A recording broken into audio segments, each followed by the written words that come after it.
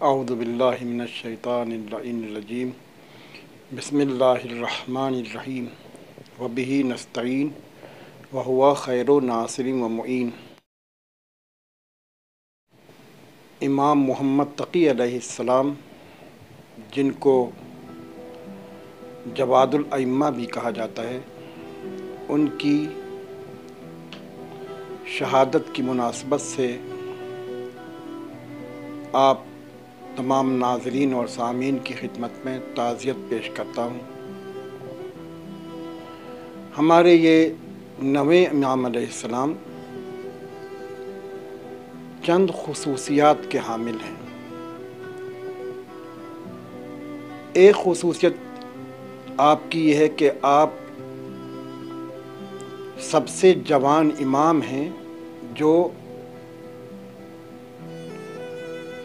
درجہ شہادت پر فائز ہوئے، یعنی 25 سال کی عمر میں۔ آپ کی ایک اور خصوصیت یہ ہے، البتہ میں فقہی لحاظ سے عرض کرنا چاہتا ہوں، کہ ہم فرقہ امامیہ یعنی شیعہ افراد کے یہاں خمس جن چیزوں پر واجب ہے اس میں سالانہ بچت بھی ہے۔ سالانہ بچت پر خمس امام محمد تقی علیہ السلام کے زمانے سے رائج ہوا، اس سے پہلے سالانہ بچت پر خمس نہیں تھا۔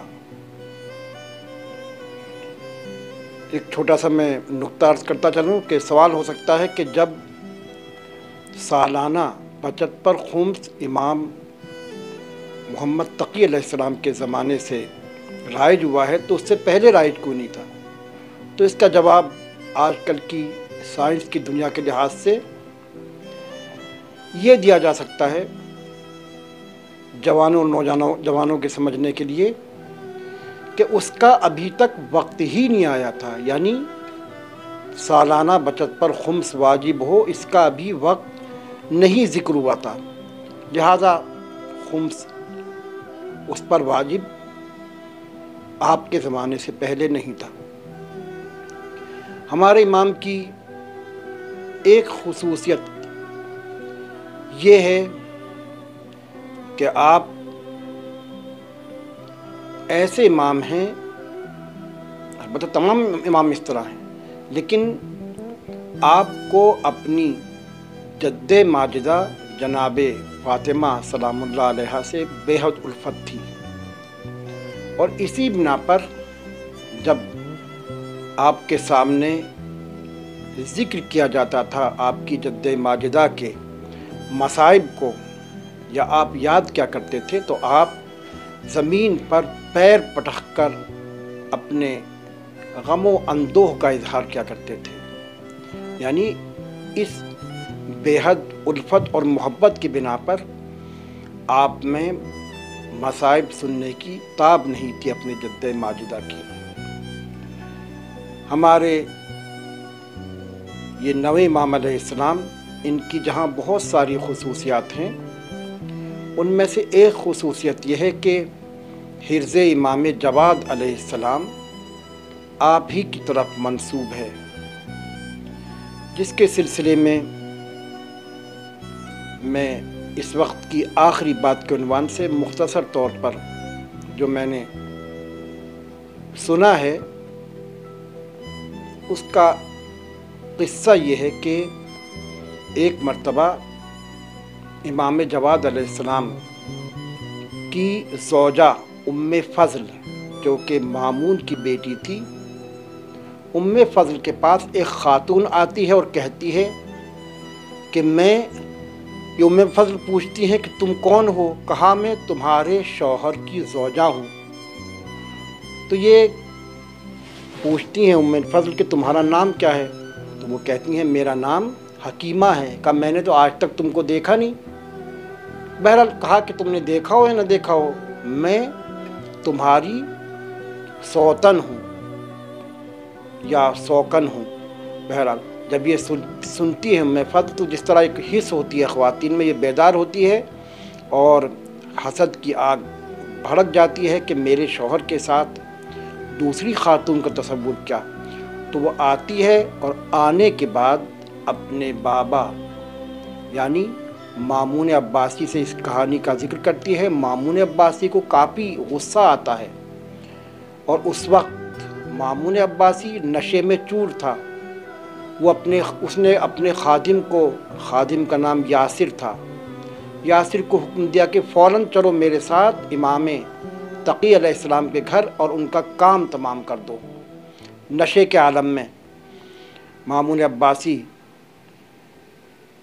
آتا ہے امام کے بیت الشرف میں اور یاسر کو حکم دیتا ہے کہ امام کے حجرے میں داخل ہو کر آپ کے ٹکڑے ٹکڑے کر دو۔ بہرحال اس نے مامون کے حکم کو بجا لاتے ہوئے آپ کے ظاہراً ٹکڑے ٹکڑے کر دیے اور واپس آ گئے لوگ، یہ دونوں۔ جب صبح ہوئی اور نشہ ختم ہوا مامون کا، تو کہا کہ رات جو داستان، کہنے والوں نے کہا رات جو داستان پیش آئی تمہیں کچھ معلوم؟ کہا کیا؟ کہا مجھے صرف اتنا یاد ہے کہ نشے کے عالم میں امام جواد علیہ السلام کے قتل کے ارادے سے گیا تھا۔ تو بہرحال یہ کہتا ہے مامون اپنے غلام یاسر سے جاؤ اور صورتحال کا پتہ لگاؤ۔ یاسر جاتا ہے غلام، اور جانے کے بعد امام کی خدمت میں پہنچتا ہے۔ سلام کرنے کے بعد کہتا ہے کہ مولا، جو آپ کے بدن پر پیراہن ہے میں اس کو چاہتا ہوں تاکہ اس کو زندگی میں برکت کے عنوان سے رکھوں، اور جب دنیا سے گزر جاؤں تو اپنا کفن قرار دوں۔ امام نے وہ پیراہن اتار کر پیش کیا یاسر کی خدمت میں، یاسر کو دیا۔ یاسر نے وہ پیراہن نہیں لیا بلکہ فوراً واپس کر دیا۔ کہا کیوں واپس کر رہے ہو؟ کہا میں دیکھنا چاہتا تھا کہ آپ کے بدن پر کسی طرح کا اثر ہے یا نہیں۔ کہا کون سا اثر؟ کہ امام کو تو سب کچھ معلوم تھا، لیکن پھر بھی آپ نے جو ہے اس سے پوچھا کون سا اثر؟ کہا رات میں مامون خلیفہ کے حکم سے آیا تھا تاکہ آپ کا کام تمام کر دوں، اور میں نے ظاہراً آپ کے ٹکڑے ٹکڑے بھی کر دیے، لیکن اب میں دیکھتا ہوں کہ آپ صحیح و سالم ہیں، اس کا راز کیا ہے؟ تو امام مسکرائے اور فرمایا کیا تم کو معلوم نہیں ہے کہ ایک حرز میرے ساتھ ہمیشہ رہتا ہے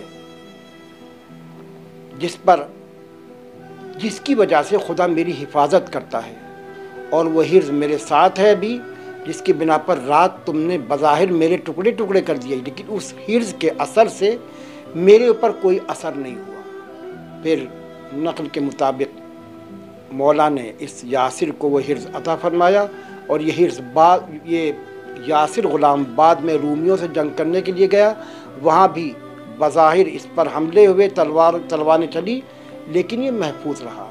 بہرحال یہ تاریخ میں حرز امام جواد علیہ السلام کی داستان موجود ہے۔ اب یہ تحقیق کرنے والوں کا کام ہے کہ وہ اس روایت کے سلسلے میں تحقیقی انداز سے گفتگو کریں، لیکن جو کتابوں میں نقل ہے وہ میں نے آپ کے سامنے پیش کیا۔ بہرحال اتنا تو مسلم ہے کہ یہ حرز امام جواد علیہ السلام اگر خدا کا حکم ہو اور مصلحت ہو یقیناً اپنا کام کرتا ہے۔